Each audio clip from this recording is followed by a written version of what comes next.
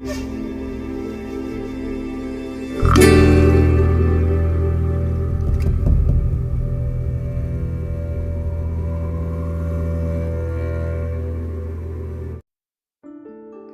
Friends, ये मेरे पास एक फ्री डिश का DTH सेट टॉप बॉक्स आया था।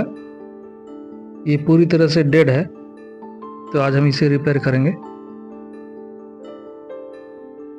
देखिए यहाँ पे 220 वोल्ट की जो सप्लाई है AC वाली वो आ रही है, लेकिन फिर भी ये ऑन नहीं हो रहा है। तो इसे खोलकर बाहर निकाल लेते हैं।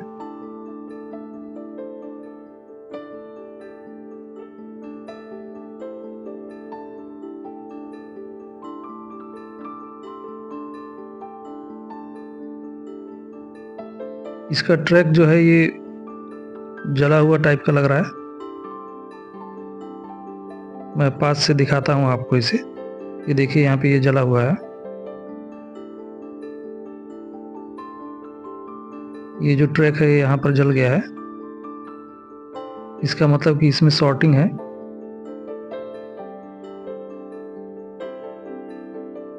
तो सबसे पहले भी इस ट्रैक को जोड़ देते हैं,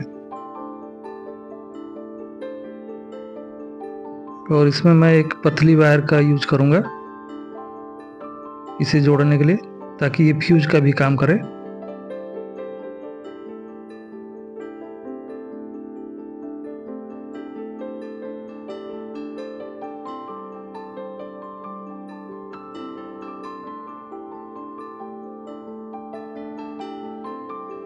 अब इसके फ्यूज को चेक कर लेते हैं।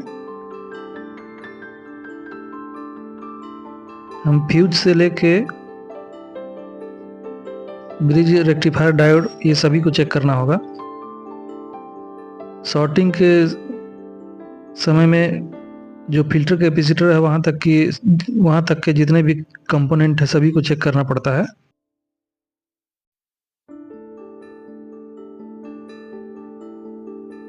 ये फ्यूज जो है ये जल गया है।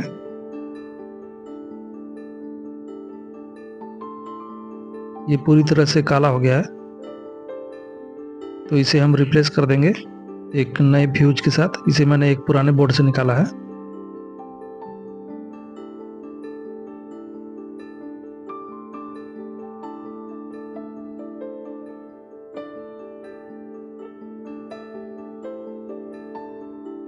इसे लगाने के बाद अब ब्रिज डायोड को चेक कर लेते हैं।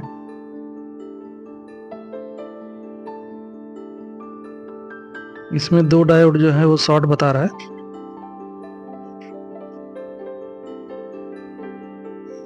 डायोड जो है एक तरफ से कंटिन्यूटी बताएगा, एक तरफ से नहीं बताएगा। ये देखिए ये वाला डायोड शॉर्ट है, ये वाला सही है, और एक ये वाला शॉर्ट है। तो हम इन दोनों को बाहर निकाल लेंगे।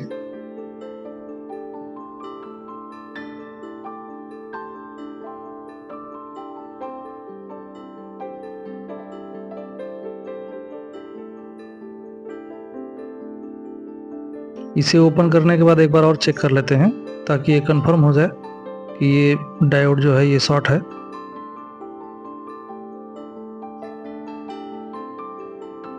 ये डायोड शॉर्ट है, इसे बदलना ही होगा।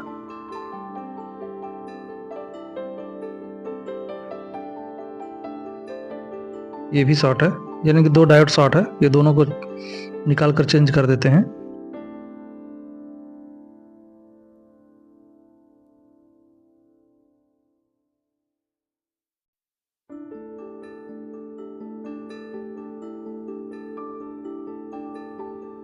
अब हम ये नया डायोड लगा देते हैं दूसरा। डायोड का एनोड और कैथोड देख कर लगाइएगा।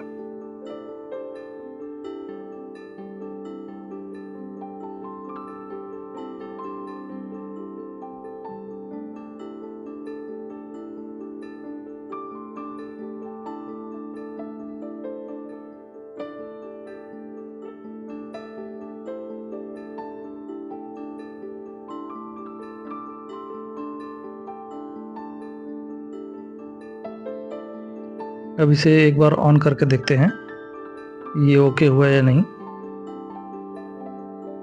यहाँ पर एसी सप्लाई तो आ रही है, लेकिन अभी भी ये ऑन नहीं हुआ है, इसकी कोई लाइट नहीं जल रही है।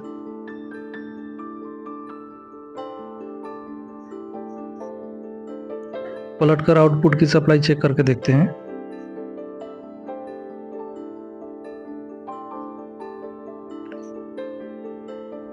सबसे पहले तो हम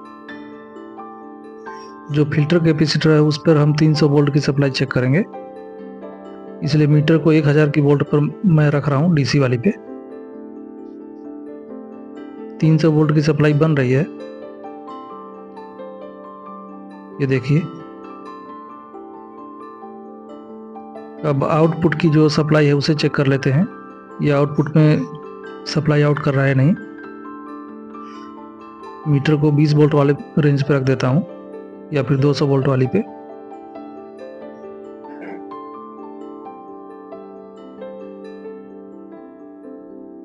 यहाँ पर कुछ सप्लाई तो आउट कर रहा है ये, लेकिन जितनी सप्लाई आउट होनी चाहिए उतनी नहीं आ रही है, कम है। ये कनेक्टर बाहर निकाल कर चेक करते हैं। ये 3.3 वोल्ट वाली जो सप्लाई है यहाँ पर तो सप्लाई मिल रही है। उसके बाद ग्राउंड है, फिर 12 वोल्ट वाली सप्लाई है, यहाँ पे 6 वोल्ट मिल रहा है। ये 24 वोल्ट वाली है, यहाँ पे 9 वोल्ट मिल रहा है। फिर ग्राउंड है, फिर +5 वोल्ट वाली है, यहाँ पर 2 वोल्ट मिल रहा है, यानी कि सप्लाई कम मिल रही है। अभी भी ये बोर्ड सही नहीं हुआ है।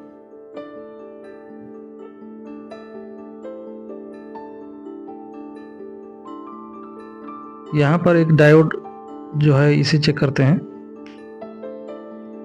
यहाँ पर सभी जो कंपोनेंट है इसे कूल टेस्टिंग करेंगे हम। जो ट्रांसफार्मर की प्राइमरी साइड में जितने भी कंपोनेंट लगे हुए हैं आईसी से, ये सभी को हम टेस्ट कर लेंगे। तो फिलहाल तो ये जो डायोड है ये शॉर्ट बता रहा है, तो सबसे पहले मैं इसी को चेक कर लेता हूँ, इसे चेंज कर देता हूँ।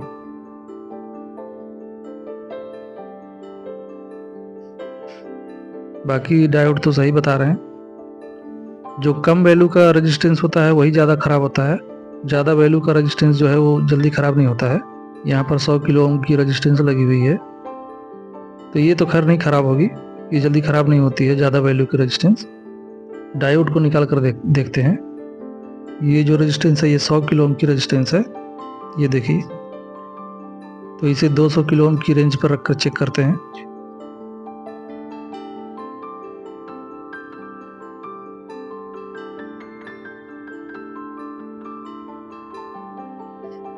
ये 99.6 आ रहा है इसका, ये सही है मतलब। डायोड चेंज करके देखते हैं।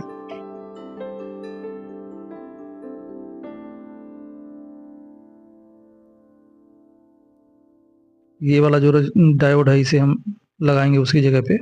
इसमें भी आप इसका एनोड और कैथोड देखकर लगाइएगा।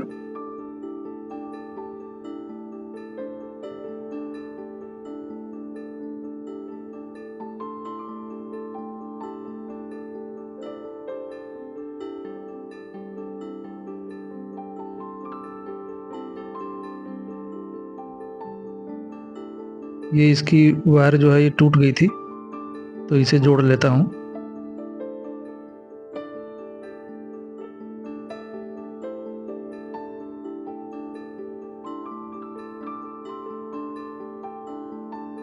अब इसे ऑन करके देखेंगे। यहाँ पे सप्लाई जो है ये ओके हो गई है, आप देख रहे हैं सप्लाई जो है ये बढ़ गई है।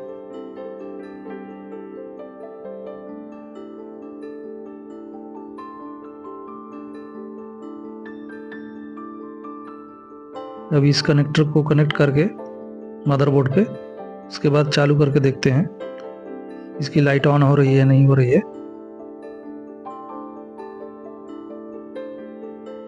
ऑन तो हो गई, यानी कि ये जो हमारा पावर सप्लाई वाला जो बोर्ड है ये ओके हो चुका है।